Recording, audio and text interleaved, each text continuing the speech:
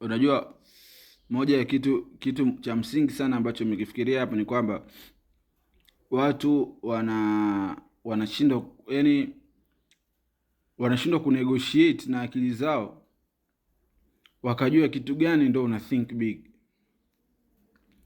Kitu cha msingi sana, mtu anashindwa kujua kitu gani ndo kikubwa cha maana cha kutia nguvu kwake. Kwa mtaji mdogo aliokuwa nao wa maarifa, anashindwa kunegotiate vizuri na uhuru wake na akili yake na nafsi yake, hadi akajua kwamba kitu wapi ndo ajiwekeze hasa yeye, kutokana na alivyo na akili yake na maarifa yake na hekima zake na ndoto zake, anajiona wapi. Hichi kitu ni kikubwa sana, na hichi kitu ndio kile kinachokuja kuamua hatima ya watu. Kwa sababu we hauna kitu, utawezaje kupata chengine? Haiwezekani.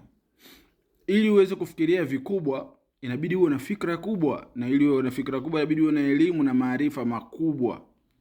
Uwe unaona vile vitu vikubwa ambavyo watu wengine wanaviona ni vikubwa, wewe kwako vinaweza kutokea, na sio kutokea tu hivi hivi masiara au out of nowhere. Wewe unaweza kuweka strategy, mipango, na mipango hiyo ambayo utaweza kuchukua uthubutu wa kuyaendea hayo mambo. Yaani unaweza kuweka kabisa mpango. Kwanza akili yako inakubali kwamba hicho kitu kinawezekana, na akili yako inaweza kukupa njia ya kusema kwamba unafanya hichi, unafanya hichi, unafanya hichi, unafanya hichi. Ukishafanya hivyo vyote unaenda kufika hapo kwa muda fulani. Si unanielewa? Kwa hiyo hichi ni kitu cha msingi sana, ni kwamba mtu jaribu kutafuta maarifa. Maarifa yatakupa uhuru na upana wa kuelewa na kuthubutu kuweza kuweka mipango mikubwa na ndoto kubwa.